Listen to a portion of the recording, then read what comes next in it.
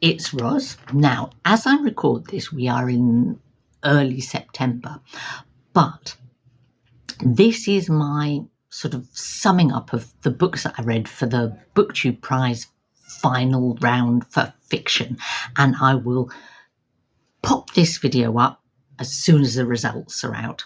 So this is my ranking, which no doubt will be completely different from the eventual, outcome, but who cares? I've had a brilliant time reading books for this final round. These are 6. They're all objectively good books that I'm glad to have read. One of them was easily my winner. One of them was a failure of a book for me, but not a book that I'm sorry to have read. Just not my cup of tea. So, in time-honoured fashion, I'm going to start at number 6 and work up to number 1. So which was the book that was a fail for me, that didn't really work for me? It was How High We Go in the Dark by Sequoia Nagamatsu. Now, this book was always going to be fighting an uphill battle for me, with me, because it's speculative fiction, which isn't really my chosen genre. I mean, I read it, but it's got to be top rate to work for me, I suppose. And it's billed as a novel, but it's actually a series of interconnected short stories, in my opinion. And I can enjoy a short story, but it's not my favourite. Yeah. So the other problem, I think, is for me was that novels that are trying to write about kind of meaningfully about environmental disaster, climate crisis, and pandemics, they have to be very special to pull that off. That's my opinion. I tend to sort of those are things that are very important to me, but I don't always find they work. They're a success for me in fiction, put it that way. An exception to that rule would be, say, Emily St. John Mantel's Station 11. Absolutely nailed it. And I think that she nailed it because she really honed in on the characters and made those work, and the sort of the message or the theory or the stuff about humans messing up the planet and pandemics and so on was secondary to that. Whereas because this book is like a sequence of interlinked short stories, you just get kind of engaged and interested in a particular story, in a particular character or set of characters, and you're moving on to the next ones. And yeah, so that was an issue for me. That doesn't mean to say that this book doesn't have strengths, and some of the stories in this book I really got caught up in, and I just would have liked to spend more time with those characters and those stories. So it ended up being a bit of a hot mess from my point of view, I guess. It was full of interesting ideas, but I was actually looking forward to finishing it. By the time I got to the end, I wouldn't have dreamt of DNF. I'm not sure I'd have DNF'd even if I wasn't judging it for the BookTube Prize. But, there is an audience that will love this book, but it's not me. There you go.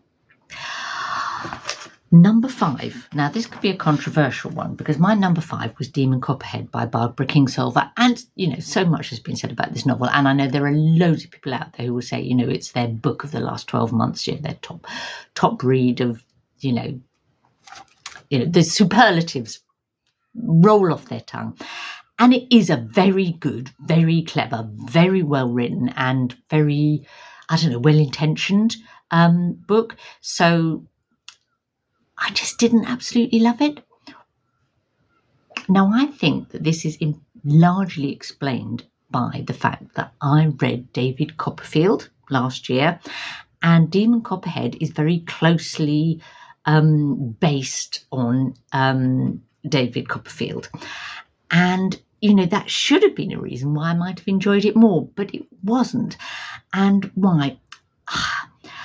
I think I spent too much time as I was reading Demon Copperhead thinking, oh, how clever. Oh, look how she's mirrored that bit in David Copperfield. And that kind of distanced me from the book. Instead of being fully involved in reading Demon Copperhead, I was thinking back to David Copperfield all the time. Plus, there are characters in David Copperfield that are some of the most memorable characters in English literature. Okay, and characters in Demon Copperhead like U-Haul or the McCabe's or Betsy Woodall just could not match up to Uriah Heep and the Micawbers and Betsy Trotwood, Mr. Dick in Dickens' original. And I think that, I was disappointed that they weren't.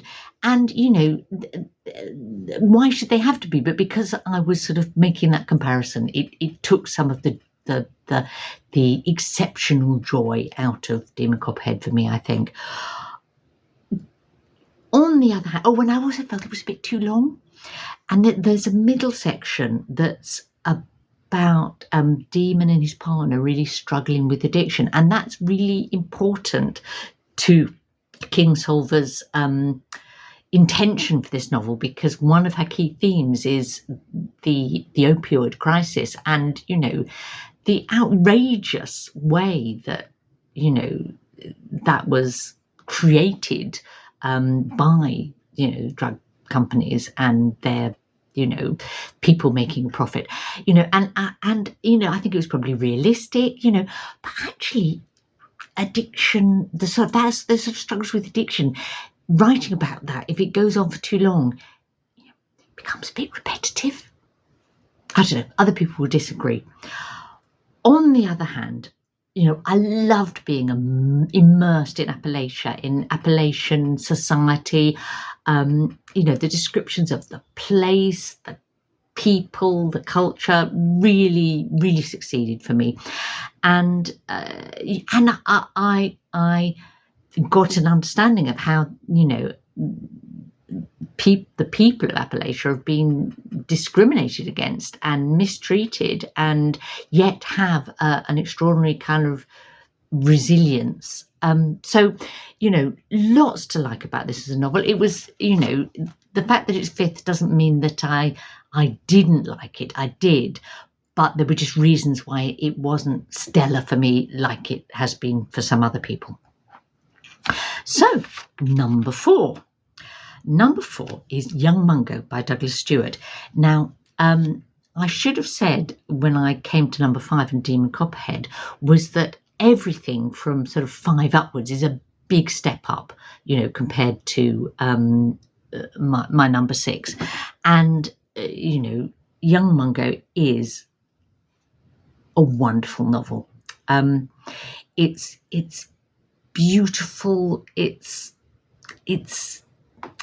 memorable, it's vivid, the characters in it will stick with me.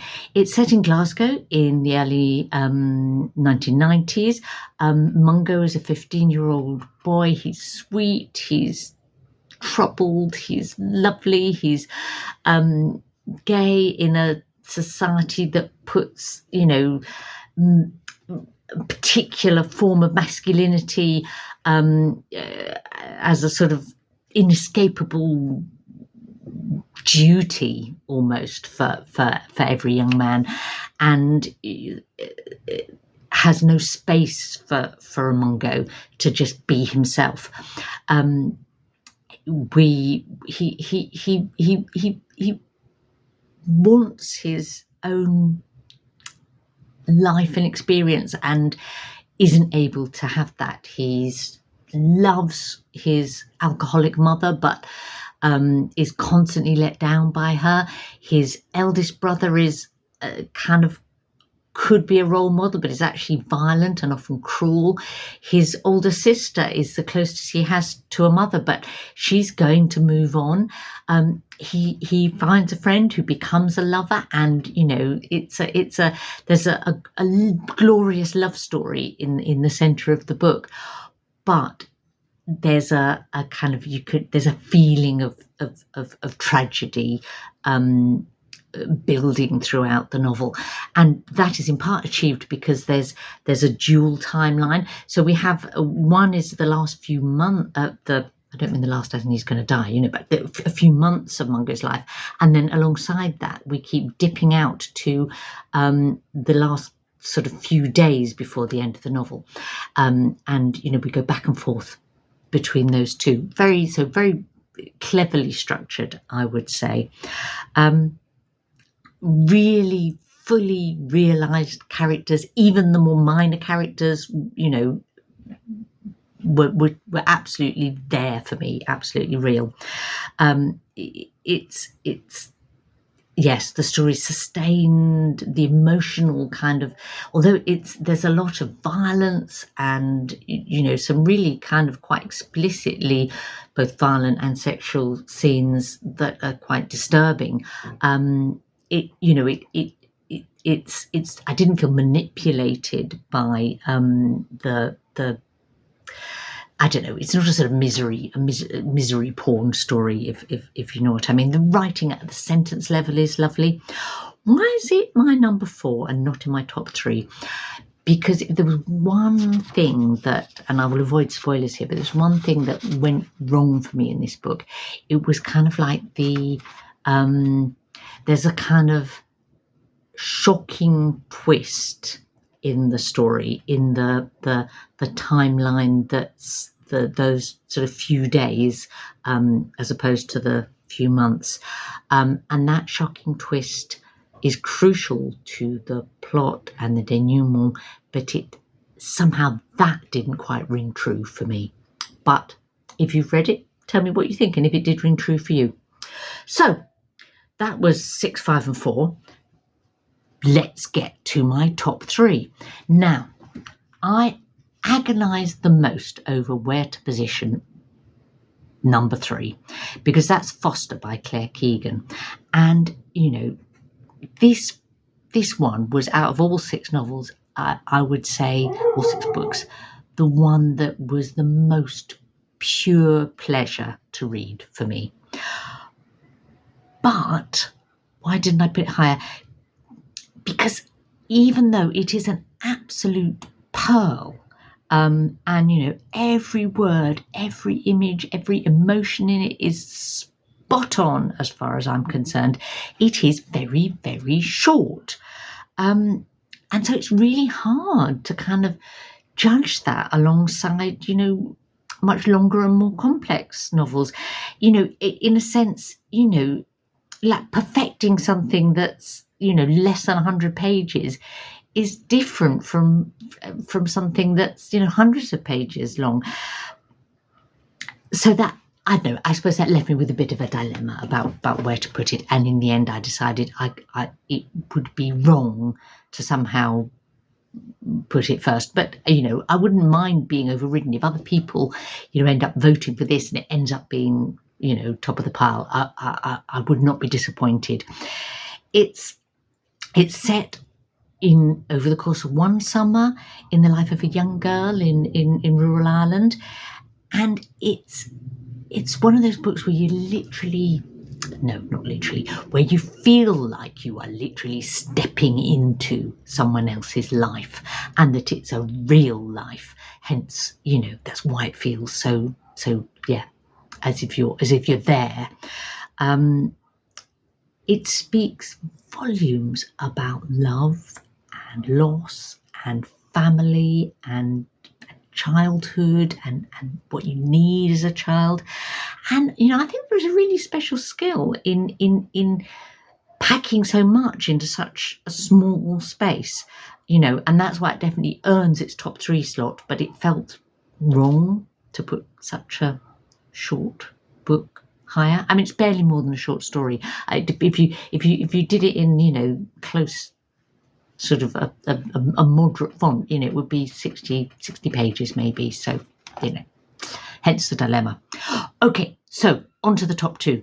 Number 2 was Trespasses by Louise Kennedy. Now, this is the only of these 6 books that I read in a previous round of judging. I read it because I was judging the quarterfinals, and it was my number 1 book from my quarterfinal reading. And, it's still, right up there for me. And between the quarterfinals and the finals, it's really stayed vividly in my mind, the plot and the characters, and particularly the young woman Kushla, who's the central character. She's living in Northern Ireland. It's at the start of the Troubles. It's another book, a bit like Foster, that you live rather than read. You get you can.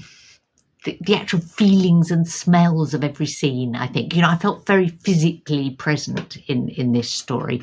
Kushla's a frustrating character in many ways because, you see what she's doing and you think, don't do that. But her mistakes are very human and comprehensible for a young woman, and it's the context of civil war that makes some of those choices that she makes, so catastrophic, rather than just being, an unlucky, love affair in your early 20s that you get beyond, or a bad professional decision as a young teacher. It's like Young Mungo. It's an emotional book that doesn't feel manipulative or sentimental, and it did move me to a tear or two. It's like a straightforward novel that's just really well executed. Yeah, hence there it is at number 2, which brings me to number 1 and my favourite of these 6 novels, and for me, this book, Trust by Hernan Diaz, was another leap above the middle 4. It was a knockout novel for me, but I will recognise that it won't be a novel for everyone in that way. It's not going to work for some readers, I think, this book, and I won't be surprised if it isn't the eventual ultimate winner, but it absolutely was for me every time.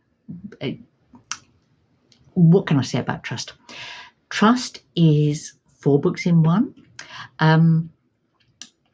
And each of those 4 books work for me in themselves. And then the unlike How High We Go in the Dark, the way those 4 came together created a coherent whole.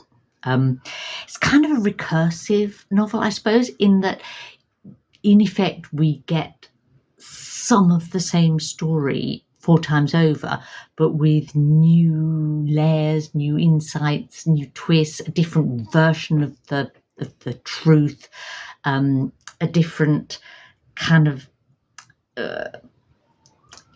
revelations or connections.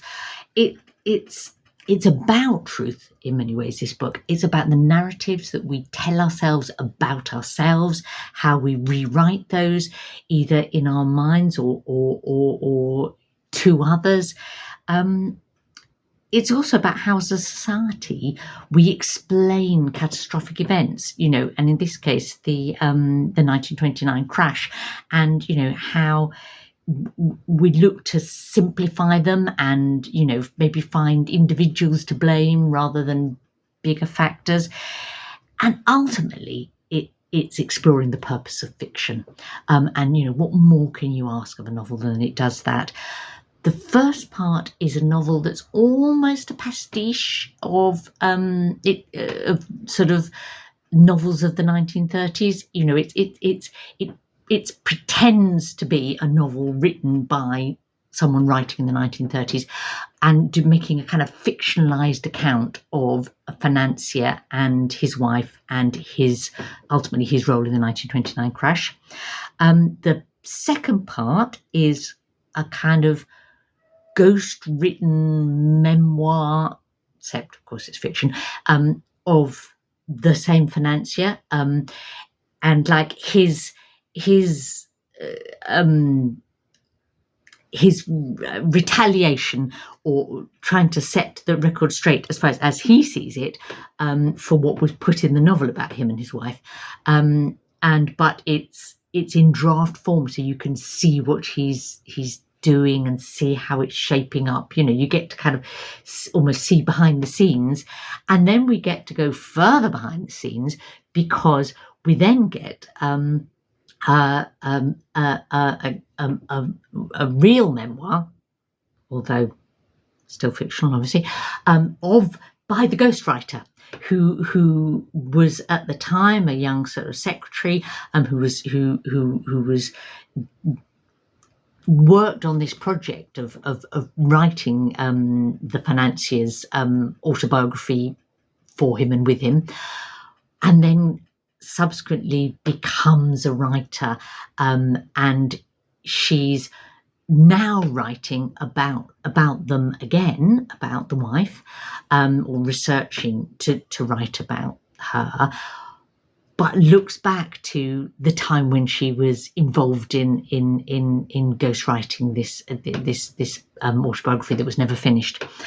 And we also get her story, her relationship with her father, who's a first generation immigrant from Italy and an anarchist, and how that affects her relationship with him and her boyfriend, and how she's kind of caught up with this financier and sort of embroiled in something that is almost beyond her power to control at the time. And then how that shapes her, but also how books shape her, and how she becomes a writer, which again is it's a very literate book, I suppose, and other books and writers feature in it, like Thomas Mann or Jean Rhys, but don't worry if you haven't read them, you won't not enjoy this, because you haven't, I don't think. And then the final part of the book is almost the most perfect, because it's the journal, the real journal, still fictional of course, of the financier's wife, rediscovered by the ghostwriter who becomes a writer, kind of in the book's present day, as it were, and then we get to read that journal. And this was the journal that she wrote as she's dying in a Swiss sanatorium, and it's fragmentary and intense, and she's dying really as she writes it, and yet it completes the jigsaw of that we've been building up over the previous 3 sections. It's really sad, and yet it works. And so put those 4 parts together, and what you get is a monumental novel. And it probably sounds like quite a high concept book, more about style than plot or character, but that's not the case. I certainly became really attached to and interested in the ghostwriter character, who we see as an older woman, and her thinking back to her younger self, but also the financier's wife becomes a really interesting person as you see the different versions of her. It's there are some books, I think, where you kind of observe what's happening in them, and there's some books where you're immersed in the world of the book, and the world that the writer creates. And there are some books where you're invited to contribute to that world, by your reading of it, to participate in making it. And this is that kind of book. So that's why I loved it, and that's why it's my number 1. Thank you, Robert.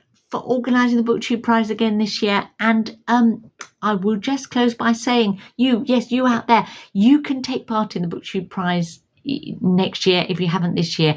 If you're watching this and you fancy it, follow the links and find out how, and sign up around New Year and you can be part of it too. And I'm itching to know who's actually going to win this group.